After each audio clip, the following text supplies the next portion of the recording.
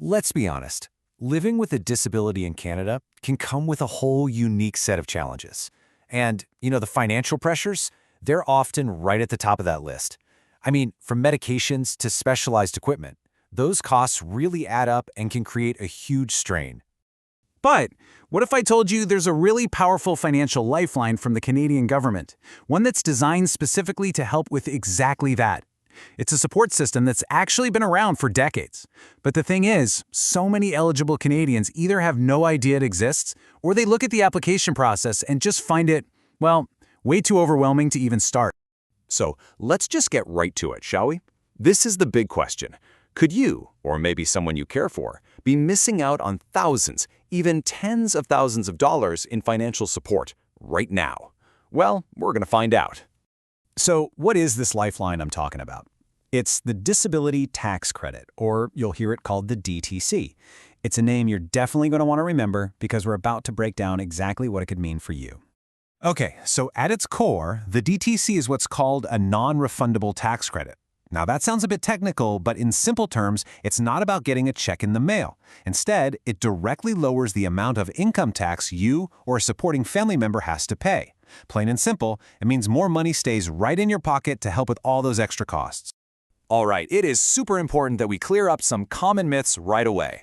So what is the DTC? Well, it's a way to lower your taxes. It's a benefit for people who are, and this is key, simply slowed down in their daily tasks, and it can even be transferred to a supporting family member.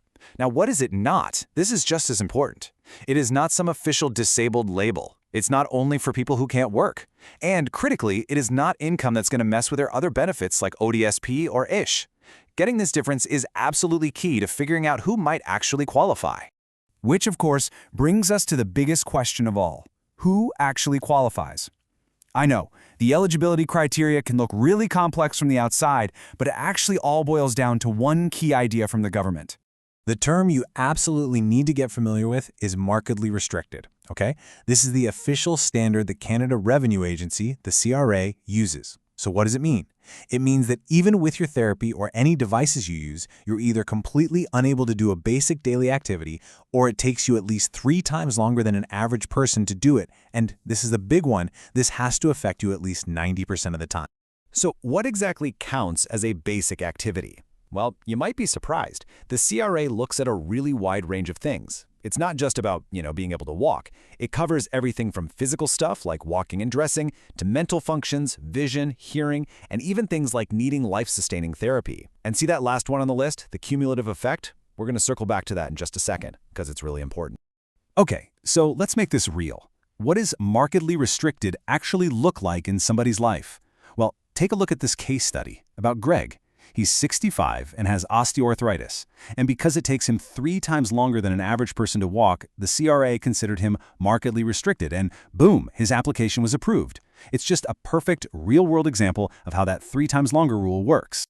But hold on, what if you don't have one single super severe restriction? Does that mean you're out? Not at all. You could still qualify.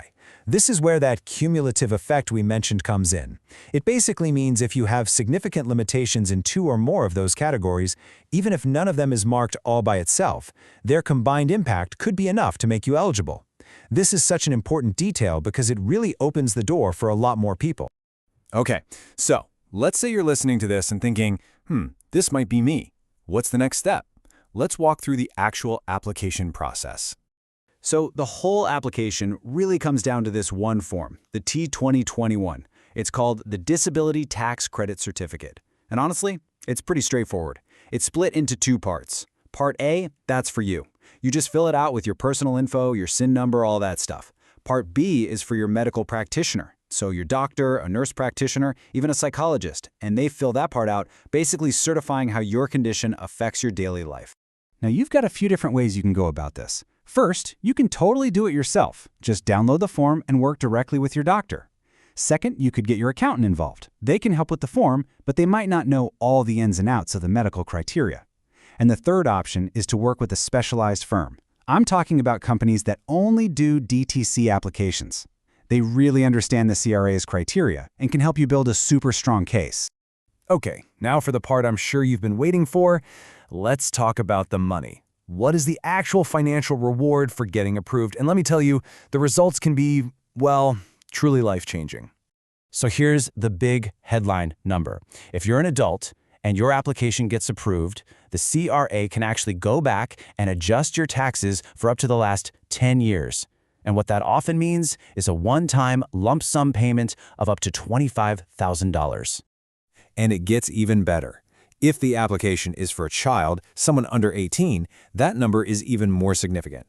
Families could be looking at a retroactive payment of up to $45,000. Just wow! So you might be wondering, where do these big numbers actually come from? Well, every year the CRA sets something called a maximum disability amount. You can see how it's gone up over the years here. Your tax refund is basically calculated as a percentage of this amount for every single past year that you're eligible. So the higher that disability amount is for a given year, the bigger your potential credit becomes. But listen, the money from the tax credit itself, that's really just the beginning. If there's one thing you take away from this, let it be this. Getting DTC approval is like getting a master key. Seriously, it doesn't just open one door. It unlocks a whole bunch of other incredibly powerful government support programs. Once you have that DTC approval in hand, you suddenly get access to things like the Registered Disability Savings Plan, the RDSP, which comes with amazing government grants and bonds. It's also the gateway to the brand new Canada Disability Benefit, the Child Disability Benefit, and even tax credits for making your home more accessible. Getting that DTC approval is the critical first step to all of it. All right, so we've covered a lot. We've talked about what the DTC is, who might be eligible, and the incredible benefits it can unlock. So let's bring it all home and think about your next step. So I want to leave you with this question to think about. What would this kind of financial support really unlock for you or for your family? What possibilities would it open up? I mean, we're talking about reduced stress, maybe better care, more accessibility. It's so much more than just a number on a check. It's a pathway to real financial security, and that is definitely worth exploring.